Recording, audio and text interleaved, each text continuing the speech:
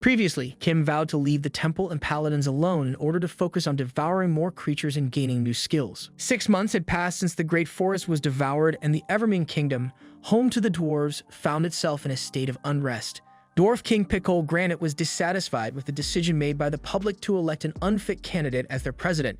He believed that dirty strings were pulled to make it happen, as it seemed unlikely otherwise. The public appeared to be possessed by some unknown force, which only confirmed his suspicions. Pickle Granite takes the vow of saving the country as it has fallen into a grave crisis. He shouts for his men, believing that he needs to take a visit to his allied nation, the Grand Canteen Kingdom. But he feels ashamed that he now has to ask for help from a kingdom like Grand Canteen, as the power has been theirs for centuries. Pickle never realized that his kingdom would fall in a mere 6 months, and while he is busy in his thoughts, the door of his bedroom opens slightly. Pickle shouts, affirmatively thinking that one of his men must be entering the door. Unfortunately, the person who enters the room isn't someone who serves under him, but the person who is to be blamed for the current state of the citizens. Kim comes face to face with Pickle, as he is the second head, and before he was to call for anyone else, Kim ends up finishing his life by executing him right there. Then when the execution ends, Kim enters the office of King Edward, doubting that using Pickle's head would work, but Edward claims that since the information has been verified by the goddess, it must. But Edward states that there is still a problem and utters the name of Portistil, which is one of the nations that had resisted the Grand Canteen Kingdom's dictatorship and the only country that has been offered anti-air defenses. Edward feels that there will be problems if Portistil falls as well because of the current state of things, and now he needs Kim to help him with the Awakeners. Kim's permanent solution doesn't sound very good to Edward, as he promises that applying it will take 10 years to rebuild the nation once again. So he thinks of going with the temporary one. A few days later, Kendra M. Baker is seen as a Navy officer in the nation who is doubtful about the current situation, since the Lord Protector of Grand Canteen is arriving in the nation for inspection. While she was thinking that there shouldn't be any problems, Kim flies straight down to the ground as she greets him. But before she is about to finish her greeting, one of the suicide bombers tries to blast himself in front of Kim, but fails to do so as he extinguishes the fire. Kim takes him to the interrogation room to find out where the man got his dynamite from, and things get dark inside the room quite soon. When the royal assassin of Edward gets introduced to Kendra M. Baker, she doesn't see the terrorist inside the interrogation room whatsoever. When she questions Kim, he continues to ask her about Crimson Pinwheel, which is the name of a bar inside the city, while thinking of the fact that he needs 2 more heads to reach his goal, as the main leader of the rebel continues to head down through the road as he continues to smile. Kendra and Kim both arrive inside the Red Windmill pub, but the moment Kendra gets greeted by the bartender, Kim starts his murdering session and demands the bartender to answer, as he already found out the truth about the supplies that he stole. Instead of listening to the order, the guy pulls out his gun from the pocket and blasts it on Kim's face while laughing like a maniac, thinking that it will work out for him, but the whole scenario gets changed as Kim is seen taking the bullet out of his mouth. Then he grabs the head of the fat guy and smashes it down on the ground as the whole floor crumbles. When the floor broke down, the royal assassin came down to Kim, asking if he would have been able to do it a better way, but since it is already done and there is nothing to be done about it. Kendra notices that the whole basement is filled with supplies stolen from their Navy base, and she seems heavily angered by the fact that countless of her team members die because of this. Kim leaves the further investigation in the hands of Kendra, while Kim gulps down the fat guy in a split second to find out the name of John Founder from his memories. Meanwhile, the gang of rebels seems to create a plan accordingly, since one of their shuffler comrades was killed at the Red Windmill, stating that they will have to move through Plan B. But one of the leaders seems to notice that it might be hard for them to do so, as the one that they will be facing is someone who is a guardian knight of the Grand Canteen. While they continue to discuss Kim, who has the title of the hero, their comrade named John Founder arrives inside the secret meeting room. The person is a monkey half-breed hybrid who now has the bridgehead that will advance them to the dawn of civilization. While they were busy conversing, Kim enters the room while using the disguise of her shuffler comrade, and before they are about to realize anything, Kim releases the tear gas he made by using the cis gas reference. The next day at the execution stand of Portistil, John Founder, the Hybrid Kingdom's agent, and his comrades are introduced in front of the whole audience as Kendra forces the liquid into one of their men's mouths. When the liquid agent starts to work out inside his body, the guy turns into a werewolf in a time span of 1 minute. It is revealed that the potion is the blood of dogs and beastmen, and if humans drank it, they would become werewolves, containing a permanent effect. This information has been revealed for the first time, which reveals that the beastmen and the demon races are somehow related to each other. John Founder, the spy of the Beastmen Allied Powers, has been found out to be a demon, as the upper hierarchy of the Beastmen Allied Powers were discovered to be beast demons. The information gets notified to King Kim via the royal assassin, and he confirms that they should get rid of the Demon King quicker than ever, otherwise the Beastmen Allied Powers might come after them as soon as possible. But the actions inside Porta still make him feel that they are already after the Grand Canteen. This whole thing feels like a justification to start a war for Edward, and he is glad that Kim has been helping him. As the Beastmen allied powers, Furlan Universal Community is determined to serve the Demon King. Edward orders his assassin to declare a full-fledged war against them as a result. Edward and Kim then later seem to be on a battleship that can travel on land if needed, which is just like a terrapin. But Edward then clears up the confusion by stating that the world's greatest water mage will be participating in the war as their ally, who is none other than the current king of the Elven Kingdom, Lucian L. Paris. He didn't listen to his people even though they are currently recovering from the after effects of the last war, and since he has the upper hand against all his men, none of them could complain about it in the end. Meanwhile, the Alpha Plume Kingdom's 5th naval station has finished preparing as Kim, Grand Admiral Asdamel, and Lucian L. Pyrrhus gather together everyone while both of the kings prepare to send them all off to battle. Even though Edward's uncle Lion Alpha Plume wasn't having fun accepting his hand to go to war, he knows that he couldn't say no to Edward as he is too strong for him to hold off. He couldn't fathom the fact that the battleships can go through lands, as Edward confirms that, saying that there are no available ports around that place. While his uncle continues to think he is bullshitting him, Lucian starts working with his water magic Big Wave, which keeps on floating all the battleships in a greater speed, scaring even the Grand Admiral. The Royal Assassin asks the Grand Admiral what is bothering him, and it seems that he doesn't feel safe in the hands of Lucian even though he's called the best in the world. The Royal Assassin agrees about his concern, but he claims that he doesn't have to worry because Grand Admiral isn't the one who would get blamed for the fleet's destruction. The reason why the Royal Assassin was saying that is because the people that are racked up inside the fleet's waiting room are the people that Kim had been experimenting on throughout the whole period of his reign. Kim starts floating his wings and leaves the authority of the guys under the deck in the hands of the Royal Assassin, since he is more comfortable doing things on his own. Even though he was trying to retire from his work, it was becoming more and more impossible for Kim, which kind of gets him annoyed. Kim transforms into an eagle and ends up stealing the letter regarding a declaration of war from the Grand Canteen Kingdom from a beastman who was running toward the Sharfing, which is the capital of the allied hybrid nations. As he sits down on a tree, the tree gets cut down in half by the beastman asking him if he is a hybrid bird, and the moment when he decides to threaten Kim, his head falls off from his neck for disrespecting him before he was about to make another sentence. Kim feels that something is off about the letter and decides to see the matter himself in the capital of the allied hybrid nations, Sharfing. Kim feels like the whole capital looks like a slum and soon realizes that they were tricked from the beginning and that the whole Sharfing is fake. On the other hand, the Royal Assassin was busy daydreaming about retiring and going fishing, as he was grateful to get the best fishing rod from Kim, but now he is left with more and more work. Before he was about to get more depressed, Kim announces the worst news of the day, as the real capital is somewhere else, which feels impossible to Grand Admiral, as the allied hybrid nation's Grand Cathedral exists in Sharfen. The matter of the goddess seems useless to Kim, as he already knows that the leaders of the nation were demon folk, which makes the Royal Assassin realize that they can give something up like the Grand Cathedral quite easily. The Grand Admiral claims that he will alter the plan, and he is truly furious after hearing that those people have abandoned goddess this easily. As a believer of the goddess, he wants to cut those hybrids in half and continue to mutilate them from there. Then soon as Sharfeng, when the battleships go above people's heads, they feel like those might be shooting stars as they continue to pray to wish for money for their future. But the reality of those shooting stars comes down raining on them as flame bombs, as the Grand Admiral continues to blast them through the skies for mocking their faith. The man announces all his men to reduce everything but the Grand Cathedral to ash, while Lucian continues to wonder why the guy is so noisy. When the war ends after 2 hours, the Grand Admiral comes down in front of the Grand Cathedral and witnesses the image of the goddess that changes from species to species and feels as if the image of the goddess was modeled on someone specific. When Kim faces the statue, he starts calling the statue as of a brat, someone whom he didn't get to see for a long time, and while the Grand Admiral was about to ask if the statue is of the previous saintess. But Kim states that it is the Demon King, which gets the Grand Admiral quite shocked, as he didn't expect something like that ever. The Grand Admiral couldn't stand the sight that he just prayed to the Demon King, and he thinks that he needs to dig out all his limbs for disrespecting the goddess, which forces Kim to use his force to get the guy unconscious, knowing that he could have killed himself. Then the priest of the city comes to explain to Kim, saying that even though the state permitted to build of another form of the statue, the hybrids secretly changed the model to this, and since the priest didn't know what the Demon King looked like, he allowed it as how it was. Also, the priest truly didn't know anything about the statue, so he goes to send the information to the church. While Grand Admiral is still groaning in agony for praying to the false god, even after hearing the truth, the priest comes in saying that the Pope has declared a holy war, as he said that he could not forgive the hybrids' heretical deeds. The whole decision feels like a chance to repent for the Grand Admiral's sins against the goddess.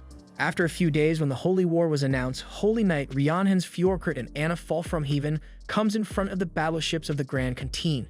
Even though Ryeonhan's is surprised, Anna knows that she cannot trust anyone as Kim is included in the list of people they have to work with. She decides to act as if she doesn't know anything about what happened in front of Kim and Ryeonhan's, and Kim recognizes that they must be the ones the church state sent as support. But all he knows is that he will have to get rid of one of them before the Holy War ends.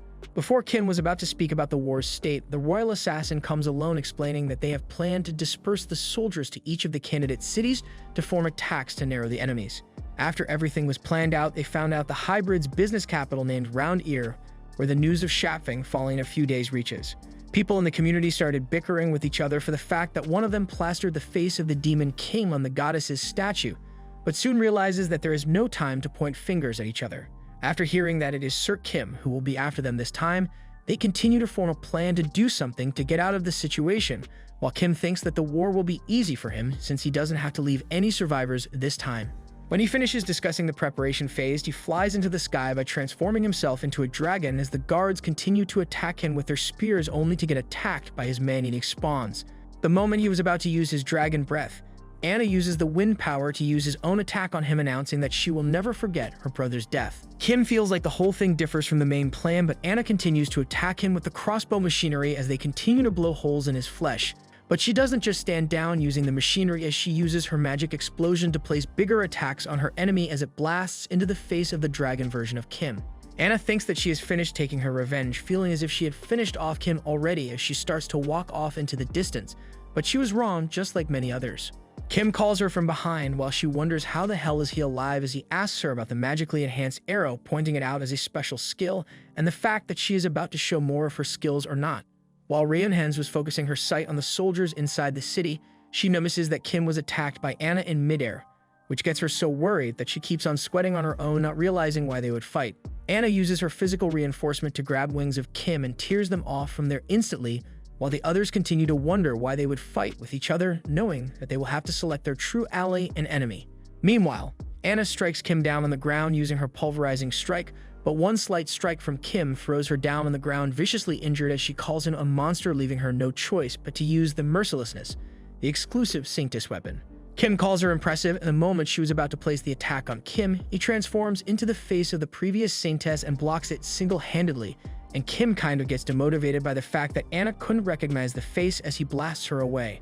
When the attack throws Anna off into a far distance, Ryeonhan's recognizes the face Kim is using right now and gets shocked as he recognizes it almost instantly. Ryeonhan's now realizes that the fact that Kim calls himself a metamorphin is only a way to trick the outside world, and his true ability is to manifest the physical body of what he eats, meaning he also ate Angla, the previous Saintess, which gives Ryeonhan's hope of becoming one after eating a Saintess. Before Kim was about to end Anna, Kim understands the reason why she is stopping him, even if she was trying to divert his mind, but it wasn't helping at all. She tries to act like she doesn't feel like that at all, and Kim moves away, stating that she can do whatever she wants, with Anna knowing that she won't be able to get in his way anyways. While the Saintess was about to report it to the church, every one of the Furlan Universal Community executives was watching them through the windows, only to get slaughtered by the royal assassin. The Grand Canteen wins against the Beastman allied powers as the executives have all been slain, and Edward congratulates the royal assassin Jokin Sicario while addressing all of his contributions. Edward now is transformed into the Brigadier General of the Great Gan Canteen Empire as he looks forward to all his accomplishments from then on. Kim also claims that he has succeeded in life, but all he does is think about his retirement plan to go fishing. On the other hand, the experiments on Anna begin once again to regain her previous state, and in the middle of the experiment, the doctor offers her to become a monster. On the other hand, Kim realizes something after transforming into the previous Saintess, which is that he needs to transplant the Saintess body onto a dragon as he finds the need to try it out. While he was busy testing out, Jokin shows him a newspaper where he sees the article about the death of Paladin Purecreed, the only student of Grand Canteen's Lord Protector, which shocks him. Meanwhile, in the best publishing company in the whole Grand Canteen Kingdom, Daily Elmwood, Polina Greensmith is having an interview with Kendra Ambaker, who was in charge of the flagship's drinking water management during the Furlan War. She reveals that she was in charge of bringing the Lord Protector of Portisil around, and even though Polina was enjoying her career as a reporter, she ended up asking Kendra how her career works as a drinking water officer, such a well-known position for usual duty isn't. As she demands an explanation from Kendra, suddenly an unknown man enters the room, which makes Polina ask him about his intentions there. The man asks for Polina, and when she introduces herself, he calls her Lucky and reveals his true self. The man in front of them is none other than Kim, and he reveals that he has got something to ask her about the death of Paladin Puricreed, so it is a must that she should be cooperating. The whole image of the room changes in an instant, and not only Polina but Kendra also seems fearful of the situation, while Polina wonders why she keeps meeting Kim everywhere she goes. While Kim continues to look through documentation about Puricreed and researches them one at a time, he finds out that Puricreed has died during a holy war, while Polina thinks of not making Kim mad as the results can get out of hand. When Kim gets confused about Puricreed's death, Polina fills in the knowledge, saying that paladins are usually marked dead when they go missing or something. Kim believes that Puricreed cannot be dead, knowing that the church cannot get rid of such a special individual, which only explains that they must be up to something mischievous. Edward tries to think of the situation more and more closely but finds no answer when Kim requests him to look into the matter at hand for him. Edward explains that the situation is intense and he cannot keep the extra load hovering above his head. Kim gets mad after being half rejected by Edward as he was unable to come with the situation, but eventually he gives in and decides to take the matter into his own hands to look a way out by himself. Kim soon reaches the sea to ride his ship while formulating a plan for flying to look out for clues, but he finds out that flying will only mark him in public, so he decides to lay low even if it takes longer for him to do so. Suddenly, the ship gets attacked by pirates, but the enemy ship gets instantly blown away by Kim, which shocks the whole audience riding the ship as they wonder how a lizard could do something like it. Then at Rootmash Union Harbor Smooth Shore, Kim notices that the place is full of lizards as the lizardmen of Des Salem all looked alike. Then after a week, the authority of the location is in shock as 5 villages got obliterated in a week, but they are still unable to identify the monster. The authority decided to appoint adventurers for their work as time was ticking. Somewhere else, the adventurers were fighting against a shark in the wetland, and the situation wasn't going well since the shark was defeating them one by one. When one of the adventurers got astounded by the shark-like monster, another team member of his looked confident and was about to throw his spear and targeting the monster, thinking that he will be able to take it down. But the monster dodged the spear and continued to fly freely in the sky, which looked pretty much unbelievable to everyone at the scene. The adventurers were trying their best to forbid the shark from going into the water again, and one of the lizards used his field of rocks, spell magic, to get the monster stuck on the hardened ground, while another member of the group prepares to attack. When the shark monster gets stuck, 2 of the members slash down half of the monster and stand in relief, only to find out that they have been underestimating their enemies all this time. The members who severed the body of the shark ended up being dead in the end result, and the shark now has 2 bodies at the same time. When the adventurers are all dead, Kim is seen taking away the half of the shark, only to bring up the half of the monster to the leader, who asked the adventurers to handle the case of the monster. Kim claims that he has found corpses of adventurers next to it, and the authority of the place calls him in honor of the adventurers, as otherwise they couldn't know that the adventurers killed the monster. The man offers Kim anything within his capabilities as recompense, and he wants to take the map that belonged to the man in front of him. It seems that Kim has already killed and fed upon countless lizardmen, and he is still unable to find any kind of information on the leader of the lizardmen, and he found out the strange case of lizardmen consumed. The villages carry the same number of lizardmen everywhere, keeping it even while the distribution of it is very artificial for some reason. But that is how far Kim was able to investigate, as the information couldn't be found in any of the lizardmen's memories. But suddenly, Kim remembers the red lizardman who introduced himself as part of the dragon race, even though he has never found any of his species in this place. Kim decides to check out the species, hoping that he will find some clues, and instantly meets the mayor who hired the adventurers. Kim starts to ask the mayor about the dragon race, and he claims that he doesn't know and advises him to go away since he is busy. The mayor tries to sway the conversation away, trying to avoid the whole topic, and Kim doesn't even care anymore as he prepares to eat away the mayor to find his clues. Soon Kim finds out all the clues after looking through the memories of the mayor, and he finds out some unknown character named Him. Kim transforms as the mayor and looks for a communication device that he was using to make his reports to someone. When he reaches the sewer, he calls out the person using his dragon eyes, and some red eyes start to unleash from the dark, looking straight at him. When Kim demands the person in front of him to come out, a huge lizard man reveals himself from the shadows, and Kim realizes that the wall in front of him was just an illusionary to keep the lizard man hidden. The lizardman instructs him to stay in his place, calling him a lowly mortal, while claiming that the only reason he has kept him alive is because he has carried out his role of being the gatekeeper for him. Kim doesn't have any kind of clear answer in his mind, so he shifts his body into the red dragon race lizardman, which makes the lizardman question his ability to transform into a red lizardman while not having a dragon species blood inside him. Kim answers his question by saying that it is because he eats people like him and charges at him instantly, while the communication device speaks out. Suddenly, the huge lizard man in front of him bows down to the communication device, saying that someone has mixed dragon blood and has infiltrated the place, which makes the person using the communication device act nonsensical, as it is already the time. The person instructs the huge lizard man to bring Kim to him without attacking him at all, and the lizard man prepares to take Kim to his master, who is calling for him. They go down to a huge spiral of stairs down the basement, and while walking down the stairs, Kim thinks that the person who is being taken to is probably the leader of the lizardmen. As soon as he reaches the main door, Kim witnesses a sun in the place while thinking that it must be some sort of illusion, but some mysterious guy in front of him speaks out saying that the sun is artificial, charged with a nuclear fusion device to maintain the power source in the underground facility. The man in front of Kim welcomes him to his kingdom, calling him a visitor from the Holy Nation, and introduces himself as the ancient dragon and the first dragon that the goddess has created. Kim realizes that he has seen the person he has been anticipating meeting while thinking that he has mistaken him for an envoy. After thinking for a while, Kim guesses that the person is mistaking him as a pure-creed holy knight, while the person in front of him starts to talk about his relationship with the Holy Nation and the legendary holy knight Longtail Fall from Haven. When the man allows Kim to ask him a question, Kim asks the man if he knew that the original pet shop came to their world, and it seems that he does, and realizes that Kim came all the way here to ask him that.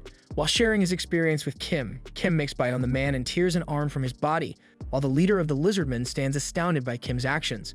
The leader couldn't understand why Kim would betray him while thinking that he is from the Holy Nation, but Kim then brags about his stupidity to shame the man. Kim then decides to reveal his true form in front of the man to make him realize the escalated situation, which makes the first dragon to fear for his life. He knows that he has once seen him through Burmiko, and that face is of the original pet shop. Soon Kim rushes against the first dragon, and he quickly notices his version of Arm attacking him. The first dragon moves away almost instantly at a great speed, while announcing that he will never let Kim get him. The first dragon transforms into a full-fledged dragon, stating that he will be the person to end Kim, while somewhere else, the person who hates Kim the most feels some sort of heavy earthquake under herself as they are fighting. The first dragon uses his spell powers against Kim, only to find out that Kim is transformed into the same old version of the dragon, which obliterated the whole family of Anna. Kim notices the towers inflicting damage to him, which were made solely to attacking the opponents, and he is in quite a disadvantage in the domain of the first dragon for the towers. He decides to fly above, but when he gets on with it, the first dragon claims that he will not allow it to happen and targets him to follow through attacks to hit Kim to take him down. Kim is using his Sanctus body structure to increase the speed to fly away from the attacks, and the first dragon doesn't seem too agreeable with him fleeing from his kingdom. He claims that Kim will be in here if he doesn't allow him to go away, but Kim is now targeting to turn off the only power source in the area, which is the sun he can see right now. The first dragon wants him to stop as he continues to fear for it to explode, but instead of hearing him out, Kim does the unspeakable. Soon the sun gets dissolved by exploding, and the light in the whole area gets turned down in an instant. Soon he notices the sun going down instantly, and he tries his best to catch it. Kim grabs onto his leg to turn his enemy against the flow of power when everything comes down on the ground exploding. Meanwhile, on the smooth shore, Anna is looking to find the store and feels the earthquake and a sudden explosion in front of her eyes as the whole place comes down. Then she also notices the first dragon and Kim, who are not battling with each other. The first dragon notices that Kim has some uncalled abilities on his own, which is a sight to behold, witnessing his true potential, while Kim continues to poke him about his lost arm. The first dragon gets mad and charges at Kim for cursing at him, talking about his lost arm, and Kim feels the power that was charging at him in an instant. Anna couldn't understand the meaning of the dog fight above her head, while Kim continues to shame his opponent for having no fighting experience, calling him a weakling at the same time. The first dragon tries to explain the situation for having less energy stored inside him, but Kim grabs onto his neck, with no reason to stop finishing his enemy. The first dragon seems to feel that his knowledge is more precious than him, which shouldn't be unfolded by some criminal, and he doesn't want to be the meal of him, as he will be beholding all of his memories.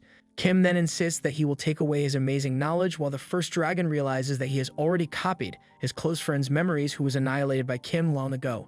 Suddenly, a mage spell appears above the head of the first dragon. He decides to self-destroy himself before Kim is able to feed on him to gain all of his knowledge. Somehow, Kim manages to achieve the winning trophy even before the first dragon ends up taking the attempt to self-destroy himself by attaining his head before he was about to kill himself. He has finally attained the heads all he needed. Soon the head of the first dragon reaches the chamber of King Edward, who now thinks of making a mistake by not preparing for a bigger cabinet. Edward then really presses on the matter for being too big, but Kim makes it clear that it isn't his fault, so Edward decides to push through the problem so they can get ready to fight with the church state, which is already present. But before they do that, Edward seems to have to do something beforehand, which is his marriage. Only a week is available before Edward is about to get married to someone, and he seeks out tips from Kim as he has already experienced married life, so he asks for his vision about marriage. Kim advises him not to do it as nothing will go according to his plans anymore. He goes on far explaining how special forces would appear out of nowhere to kill his wife and his children, will get kidnapped by the bastards, and he will never be able to meet them again, only to paint the picture that he has faced one day. In the end, Kim only scares him by making him remember the opportunities and then leaves the decision to himself. When Edward presses more on the situation, Kim says that he is only joking and asks who is the person that he is getting married to. Edward claims that she is one of the princes from a neighboring country who has wisdom and beauty, and their unity will be able to get him more authority as well. But under everything, the whole setup of the wedding is being done for the sake of dealing a fatal blow to the church state. Then at the wedding ceremony, the royal assassin now is present in his new position to serve his master, and the sudden speech made by King Edward tends to make everyone tense up in the situation. When he starts to talk rubbish, his pawns start to annihilate the whole audience of church, and even the Santo Almaru's branch cardinal starts to feel the shock of the situation. Soon the branch cardinal grows impatient and is about to use up his church-made power to defeat Edward. On the other hand, the cardinal gets attacked by some sort of monster in the middle of the city, and before the guards are about to react, they all die instantly. Kim still feels hungry after eating the guards, as there is no limit to his abilities, which will allow him to eat as much as he wants right now. Suddenly, more and more guards come up to him looking right at the commotion, so now he has his chance to replenish his inventory. So he continues to charge at the humans to fill his stomach. After finishing his fill, he goes to meet his target, but he instantly notices his hand being cut off by someone standing in the hallway. It seems that the person who cut off his hand is none other than a paladin who is acting as security for the place, which means they must have something very important hidden in there. As he jumps onto the paladin once again to bite on the paladin's hair, the paladin slams her foot on his foot to slash Kim's mouth with the sword. But before the situation was about to get better for the paladin as she severed her hair using the sword, she gets attacked directly in the stomach by Kim, and she couldn't believe how his severed arm would regenerate on the monster so quickly. As the paladin continues to wonder, Kim uses his claws to slam down on the paladin to finish her off as a bloodied mess to activate some kind of regeneration spell above the body. Kim knows that there must be important things hidden underground as usual, and as he gets the smell of flesh coming from the same direction, he starts rushing toward it only to find countless holes with water coming through them. But as the fact that there are obstacles lying in front of him, Kim now confirmed that he is going in the correct direction, and it seems that there is Grand Cathedral Underground Research Lab acting in the shadows, thinking that they have taken care of Kim. The men in the lab are surprised to see that something like that would be coming in for them in the middle of the city to aim for the Grand Cathedral. Suddenly, the water tank bursts out to reveal that Kim is still breathing, alive and well, which feels unbelievable to the men, as they couldn't help but wonder how a creature like that evolved in such a short time, having gills and fins. They decide to activate the heavenly punishment, and curious Kim lashes out on the men, wondering what they are about to activate.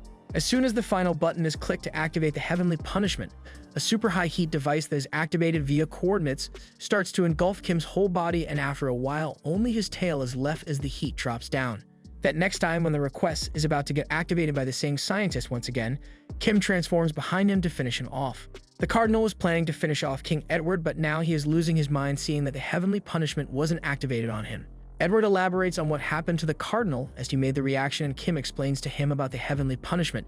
Just the moment Kim was about to tell him about the mistake he made, the cardinal is suddenly demanding Kim to come out of the mansion while having the army of paladins behind him, claiming that he needs to attend the religious trial. Kim can be seen at the religious courthouse, and in that place, he remembers how his companion warned him that the church would find out if he killed either of them, as she must have been talking about the tracking magic that can be affixed to him for killing a paladin.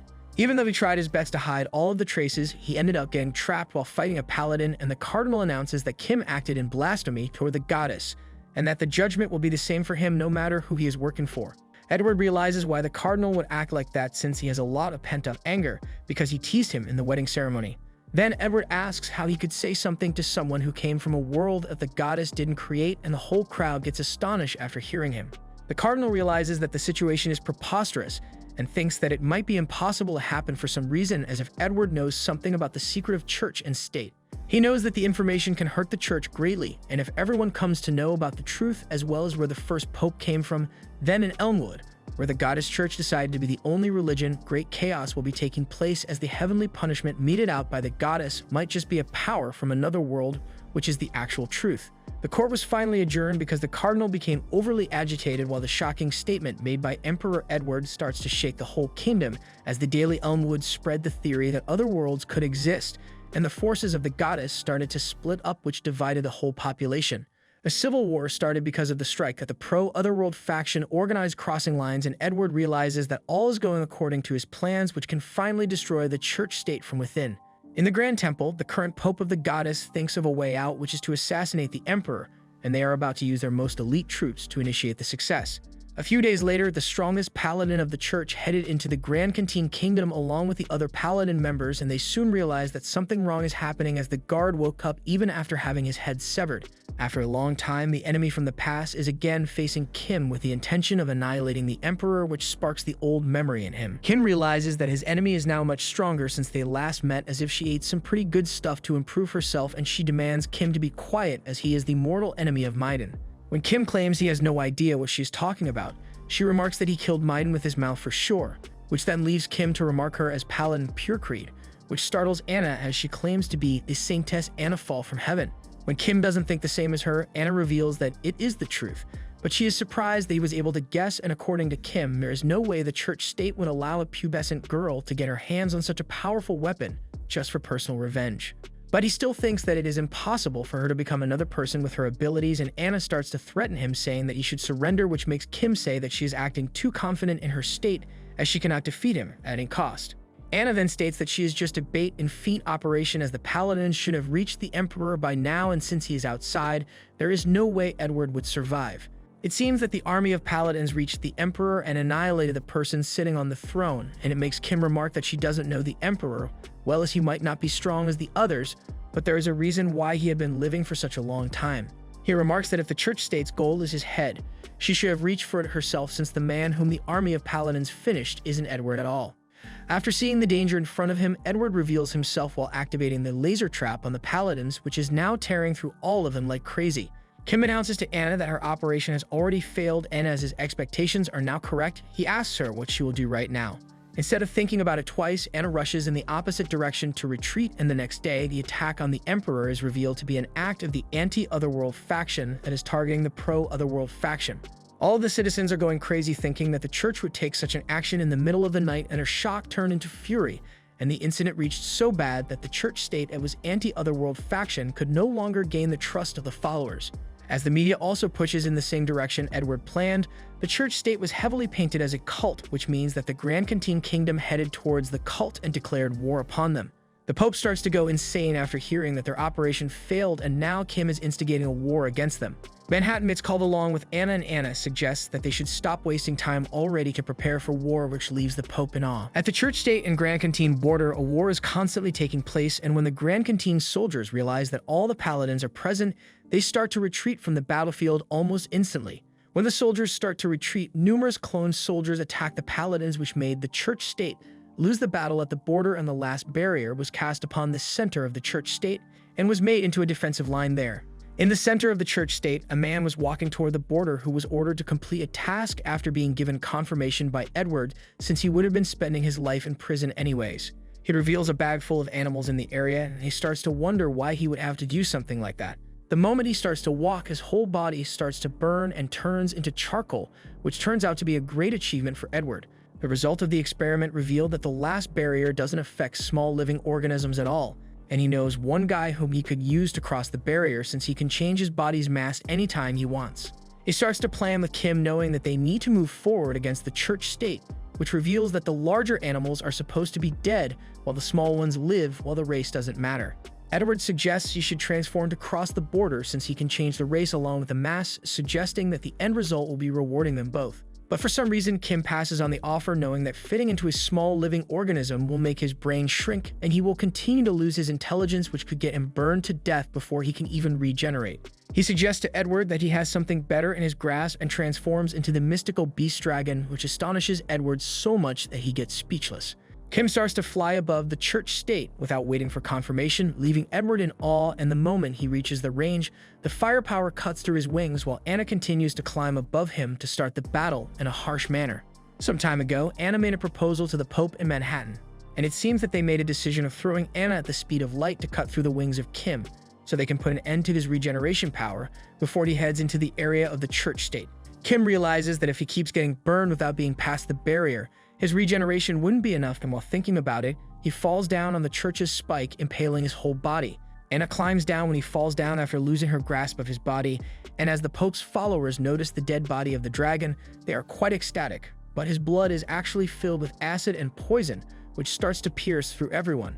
As he notices numerous paladins around him, he starts to heal his lungs instead of attacking them right away, knowing that he could cause a chain explosion which turned into reality as the engine room of the church state shattered in an instant. Manhattan starts to contact the Sanctess, but receives no reply from her, wondering if all their plans have failed since there was no point in killing Kim anyways.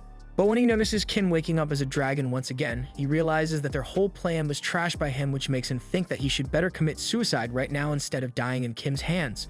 Suddenly, the Sanctess calls Manhattan, and he forgets the idea of accepting death, and it seems that Anna, after all, has a plan in her mind. Manhattan starts to smile devilishly, knowing that there is still hope for the church state and knowing that it will take some time, but he knows that they would be able to rebuild it for sure.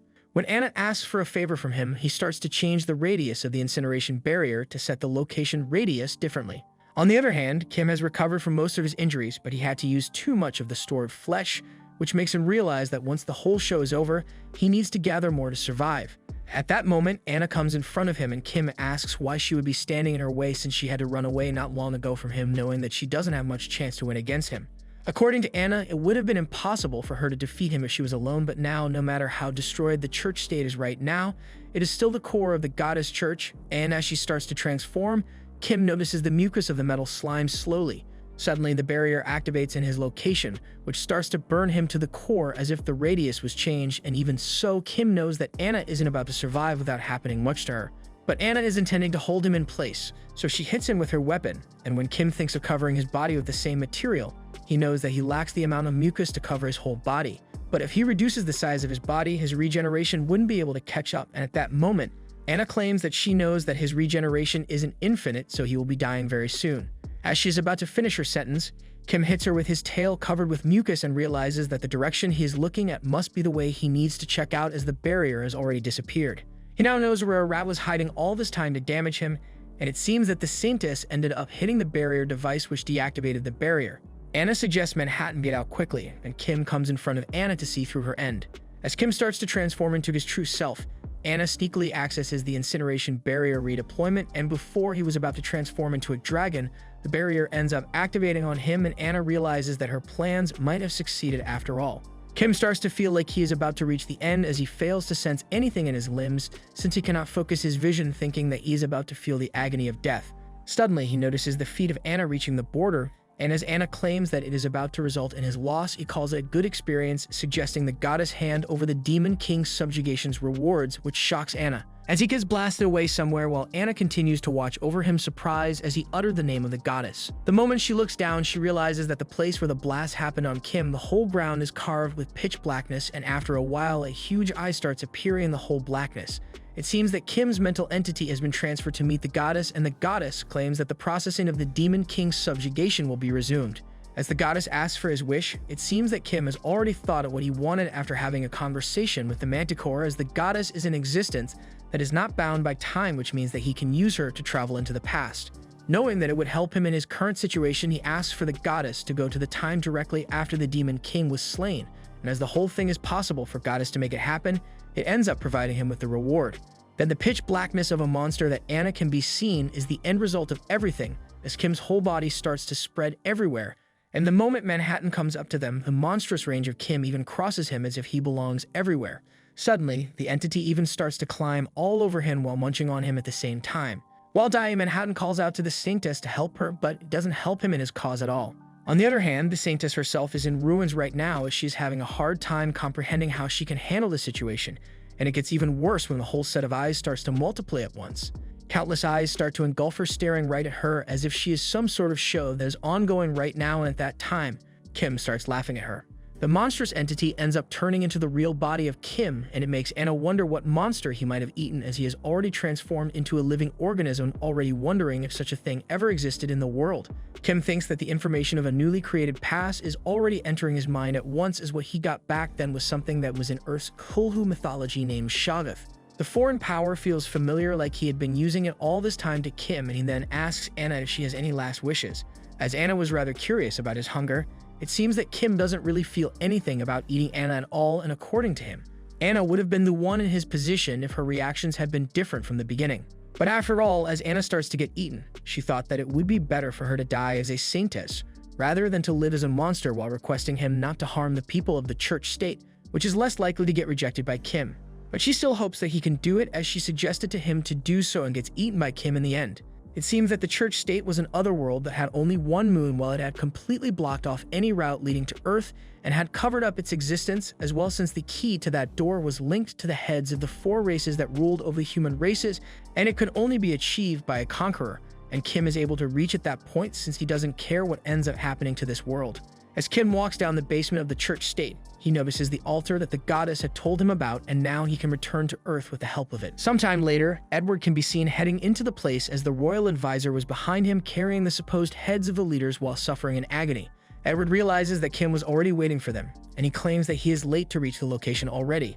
Edward claims that he has done the best he could to reach as fast as possible and suggests General Jokin to take his turn to take as he gets on with maintaining the hatch which will carry Kim to Earth.